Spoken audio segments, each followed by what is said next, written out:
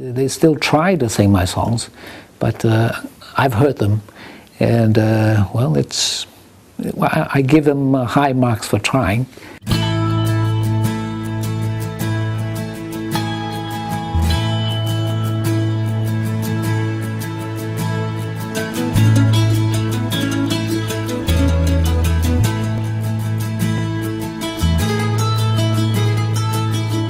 Well, actually, most of the time, I don't decide when to do it.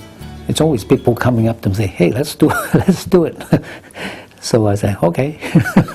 Usually, that's what happens, because I hardly ever plan anything that far ahead, and I've been doing many concerts on the run.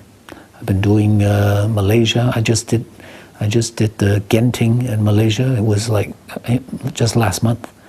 That was like one of the best concerts that I ever did, mainly because the audience was just crazy from the word go. They were just so high. Everybody was like high. Maybe it was the altitude in Genting, but that's what happens. Every artist would love to have a show like that, when the audience is that high and that involved with you. It just makes the show magical. So I think that's what keeps me going. So I do all these shows in Malaysia, in America, in China, a lot of them in China, and in Hong Kong, because I'm not doing it here. Everybody thinks I've been slacking off, but in actual fact, I've been singing continuously. I plan my rundowns way ahead, maybe almost 3 months ahead of the actual show, because I've done all these songs for close to 40 years now. So I know exactly what I've done and what I haven't done, and sometimes I sprinkle back some songs where I've never performed before, and mix them up, and of course the old favorites are always there. They just can't they just can't wait to hear those songs that they come in to hear.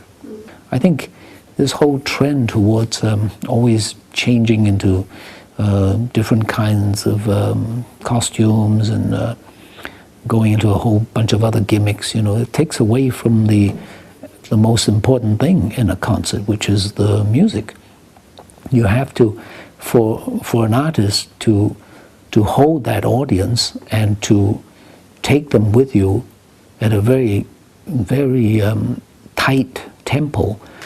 You just can't sing a few songs, get the audience up, and then you disappear and go in and take about 5 minutes changing into something else and coming up with the audience.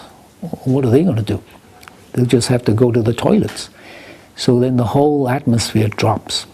Mainly, I'm usually very low profile when I'm not in front of the audience. In my daily life, I'm hardly ever out there. But so when I do get the chance to perform for a live audience, that's my closest contact with them. Usually for a long period of time. They haven't seen me for a bit, and then through the songs and seeing me there, it's a real high for both of us. No, I haven't no thoughts of retirement. Doesn't matter how many shows we do. These people have grown up with my music, and if there's at least one of them still around wanting to hear my song, I'll sing to him or her.